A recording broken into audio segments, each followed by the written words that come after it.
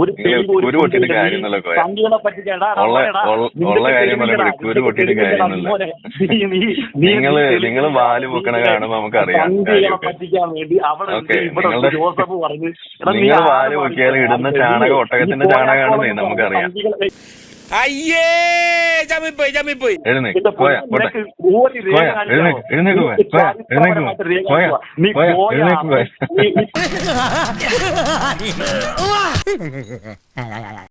ഉത്തരം പറഞ്ഞു കഴിയുമ്പോ കിടന്ന് ഇതുപോലെ കുരു പൊട്ടിയിട്ട് കാര്യമുണ്ടോ?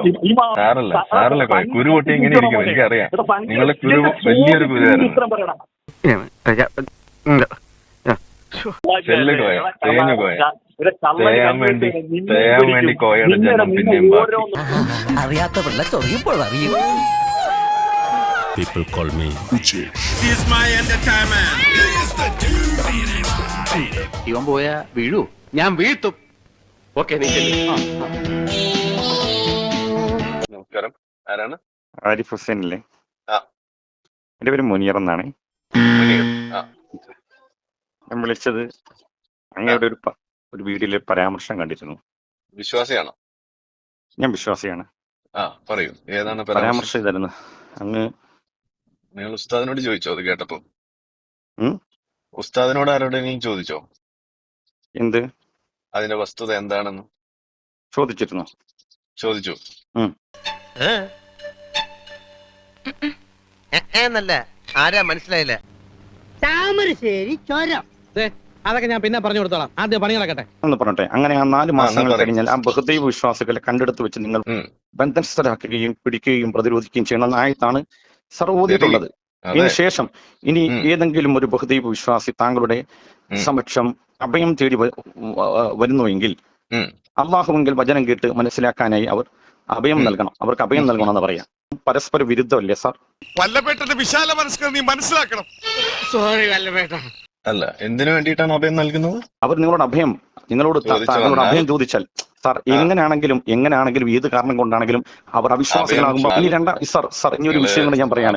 ഈ അവിശ്വാസികളായ ആളുകൾ എന്തുകൊണ്ട് അറബികൾ അവിടെ ജോലി കൊടുക്കുന്നു എന്നുള്ള ചോദ്യം എന്റെ മുമ്പിലുണ്ട്.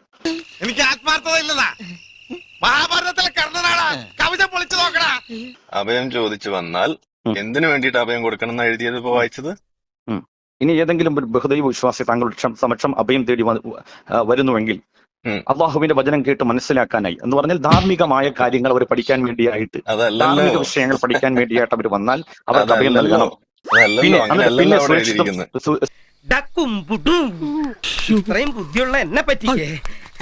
സുരക്ഷിതമുള്ള ഒരു സ്ഥലത്ത് അവനെ എത്തിച്ചു കൊടുക്കുകയും വേണം. അള്ളാഹുവിന്റെ വചനം എന്താ? ദൈവത്തിന്റെ വചനം എന്താണ്?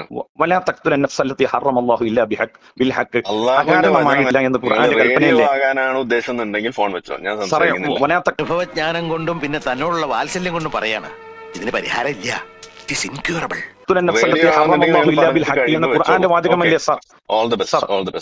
അതെ, ഉത്തരവില്ലാതെ മുങ്ങരുത് സാർ. ഉത്തരവില്ലാതെ മുങ്ങരുത് സാർ. ഞാൻ ചോദിച്ചത് ഇസ്ലാമിലെ ഏറ്റവും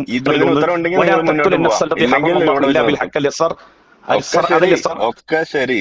നിങ്ങൾ പറഞ്ഞാൽ നിങ്ങൾക്കിത് ഞാനിപ്പോ കലിമയൊല്ലും 1,00,000 രൂപയും തരും. എന്ത് വേണമെന്ന് ഇപ്പൊ അയ്യോ, ഇത്രയും നല്ലൊരു ഓഫർ തന്നിട്ട് ഒന്ന് ട്രൈ ചെയ്ത് നോക്കാനുള്ള ധൈര്യം ആർക്കുമില്ലേ?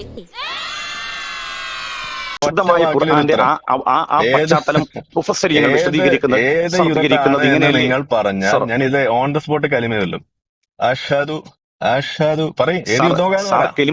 എന്താ ഇങ്ങനെ വായും പൊളിച്ച് നിൽക്കണേ? പറ, എന്തെങ്കിലുമൊക്കെ കടിച്ചാ പൊട്ടാത്ത കാര്യങ്ങൾ നിയന്ത്രിച്ചു പറ.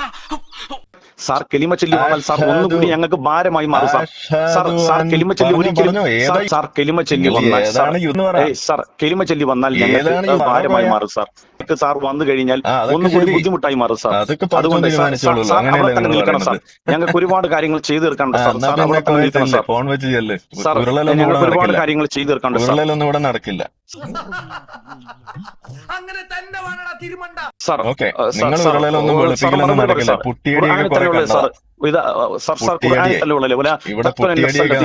ഖുർആനിൽ തന്നെയുള്ള സാർ എന്തിനാ സാർ മറ്റുള്ളവരെ വഞ്ചിക്കുകയും പറ്റിക്കുകയും വിവരമില്ലാത്തൊരു ജനതയെ പറ്റിക്കുകയും ചെയ്യുന്നതിന് സാർ എങ്ങനെ എന്നെ ഹനുമാനിലായിരുന്നു എല്ലാരും വിളിച്ചിരുന്നത് ഈ മോന്ത കണ്ടിട്ടാ ചാട്ടം കണ്ടിട്ട് സാർ ഇങ്ങനെ പറ്റിക്കുന്ന മറ്റുള്ള ആളുകളെ എങ്ങനെ പറ്റിക്കാൻ കഴിയുന്നു സാർ എങ്ങനെ പറ്റിക്കാൻ കഴിയുന്നു സാർ സാർ എത്ര നാൾ പറഞ്ഞ് പിടിച്ചു നിൽക്കും സാർ സാർ രാഹുൽ ഈശ്വറിന്റെ മുമ്പിൽ സാർ ഉത്തരം മുട്ടിപ്പോയല്ലോ സാർ രാഹുൽ ഈശ്വറിന്റെ മുമ്പിൽ സാർ ഉത്തരം മുട്ടിപ്പോയി സാർ സാർ തോറ്റുപോയല്ലോ സാറേ രാഹുൽ ഈശ്വർ ചോദിക്കുന്ന പല ചോദ്യങ്ങൾക്കും സാറിന് മറുപടി ഇല്ലാതായി പോയല്ലോ സാർ സാർ ഭയങ്കര സാർ ഹൈന്ദവ പുരാണങ്ങളിൽ ചോദിക്കും സാർ വെറും കള്ളത്തരമാണ് sir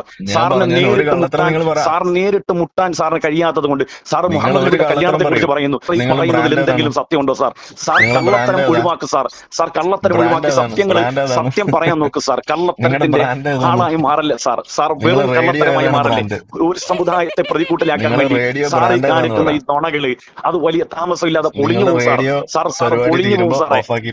A few minutes later. Hello നമസ്കാരം ആരിഫ് സാറല്ലേ? നമസ്കാരം. നമസ്കാരം, ഞാൻ നിങ്ങളുടെ സ്ഥിരം പ്രേക്ഷകനാണ്. പ്രവൃത്തിന്മുഖരെ നുണയന്തിയും എന്നൊരു ശ്ലോകമുണ്ട്. പ്രവർത്തിക്ക് നിരക്കാത്ത നുണ പറയാൻ പാടില്ല എന്ന് സാരം. ഈ മുസ്താനങ്ങനെ കേട്ടി തന്നാലുണ്ടല്ലോ.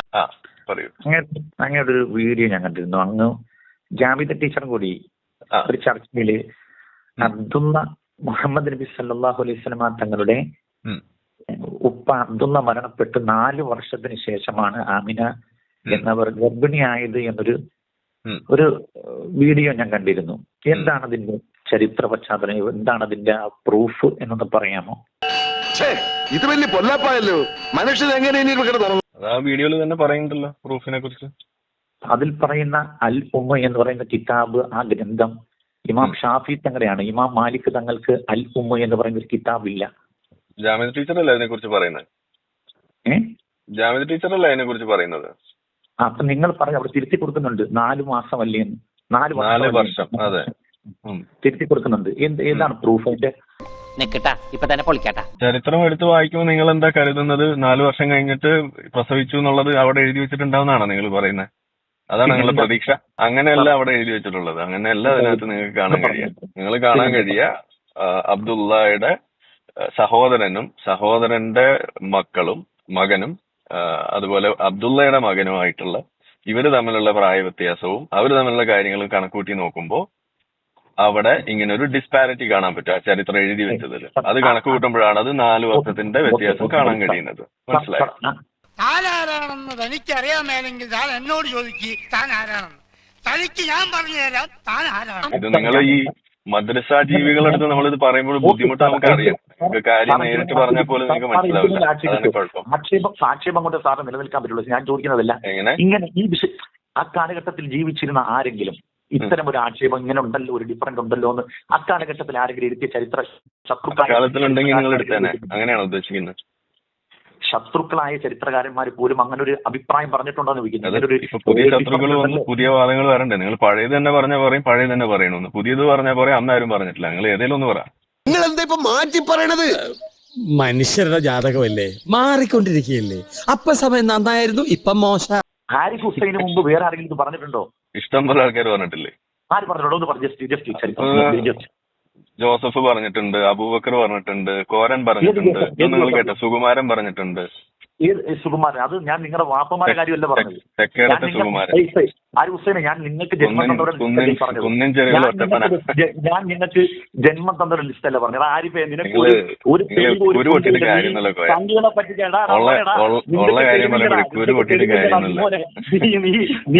നിങ്ങൾ വാല് പൊക്കണ കാണുമ്പോ നമുക്കറിയാം.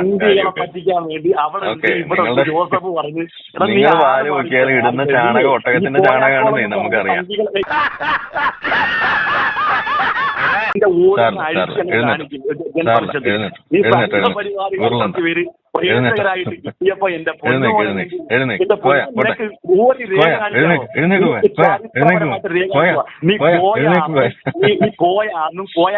വിളിച്ചു പറയുന്നല്ലാതെ ഇങ്ങനെ അക്കാദമിക്കലായിട്ട് ഒരു ചർച്ചയ്ക്ക് കൊണ്ട് പറ്റത്തില്ല. ചെല്ല്. കൊണ്ട് കഴിയത്തില്ല. നീ അത് കഴിയില്ല. തോന്നത്തില്ല. കഴിയില്ല. ശുദ്ധമായ ഖുർആൻ നേരത്തെ കട്ട് ചെയ്തിട്ട് പോയ പോലെ ഇപ്പൊ കട്ട് ചെയ്യൂ. ഓതാൻ അറിയത്തില്ല. അതാണ് നേരത്തെ കട്ട് ചെയ്തിട്ട് ഓടിയ പോലെ കട്ട് ചെയ്ത് ഓടൂ. എന്ത് പ്രഹസനമാണ് സജി. 3 ലക്ഷത്തോളം വരുന്ന സംഘടനകാരുണ്ടെങ്കിൽ അവർക്ക് ഈ പാവം ഒന്നും അറിയത്തില്ല. അവരെ ഇങ്ങനെ കുഴുങ്ങി തിന്ന് നീ ഇങ്ങനെ എത്ര കാലം ജീവിക്കണം പൊന്നു? നാളെ കുറച്ചു കാലമെങ്കിലും മനുഷ്യനായിട്ട് ജീവിക്കണം. കുറച്ചു കാലം നീ മനുഷ്യനായിട്ട് ജീവിക്കും. നീ ഇസ്ലാമിന്റെ ആദ്യക്കാരനാകണമെന്നില്ല. നിനക്കൊരു മനുഷ്യനായിക്കൂടെ? നീ ഏത് ആവശ്യത്തിൽ നിന്നാലും നിനക്കൊരു മനുഷ്യനായിക്കൂടെ? മുഹമ്മദ് നബി അബ്ദുള്ള മരിച്ചു കഴിഞ്ഞിട്ട് 4 കൊല്ലം കഴിഞ്ഞാണ് പ്രസവിച്ചത്. എന്താ പഴയത് പറഞ്ഞാൽ പറയും പഴയത് തന്നെയാണോ പറയുന്നത്? പുതിയത് പറഞ്ഞാൽ പറയും ഇത് പണ്ടാരും പറഞ്ഞിട്ടില്ലല്ലോ. നിങ്ങൾ ഏതെങ്കിലും ഒന്ന് പറയുന്നേ.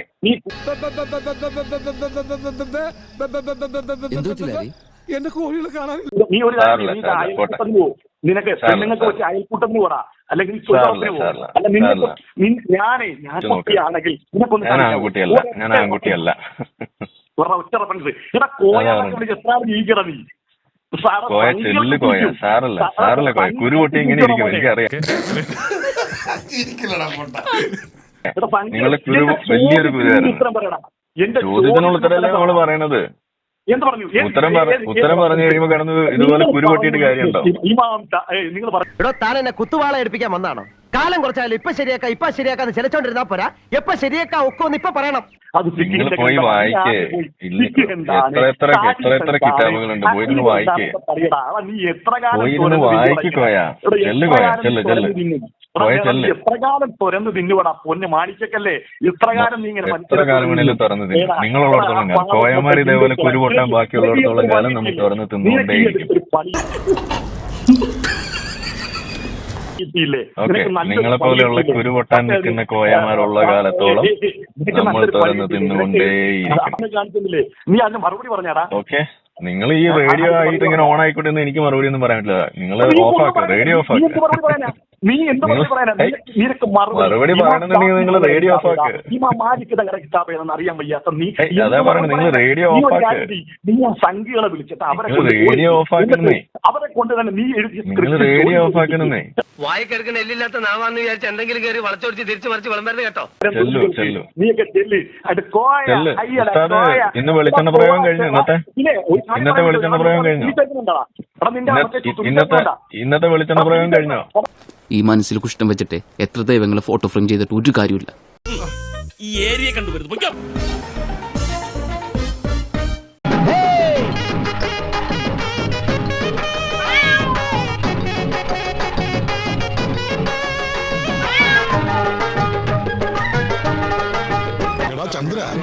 ഒന്ന് സബ്സ്ക്രൈബ് ചെയ്തിട്ട് പോടാ.